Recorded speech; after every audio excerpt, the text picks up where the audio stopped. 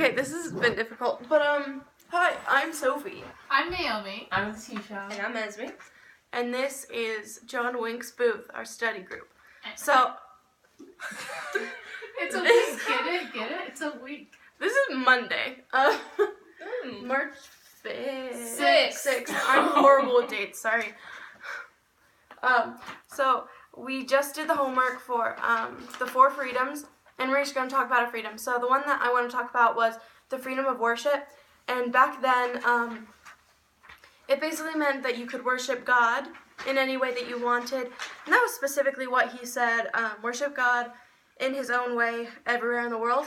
So basically, it was still like protecting each denomination of Christianity, like because before Catholics had been discriminated against because them and Protestants didn't have a good time together. So it pretty much back then meant mainly Christianity, but now it has evolved into any kind of spirituality or religion or lack thereof.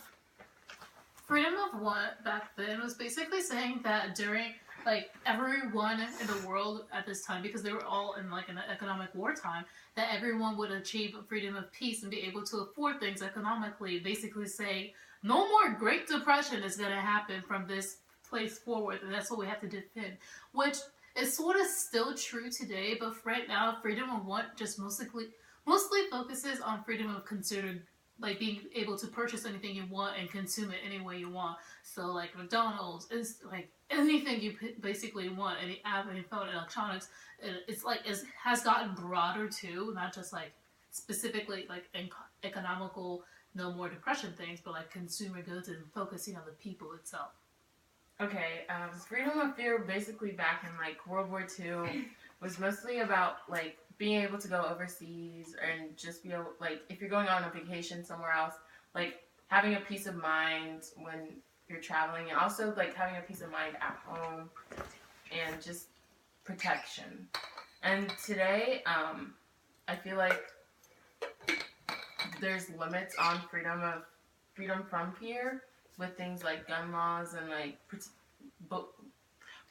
police brutality and just stuff with guns.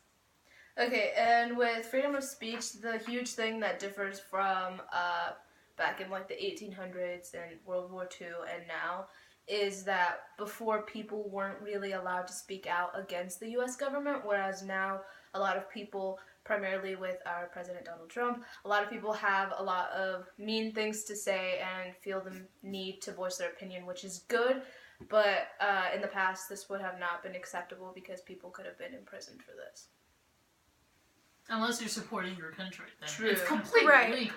But basically they wanted you to be able to speak out against tyranny, but they thought, oh, the U.S., we're not tyrants. What are you talking about? We're perfect. We're still tyrants today. Oh boy. Utopia.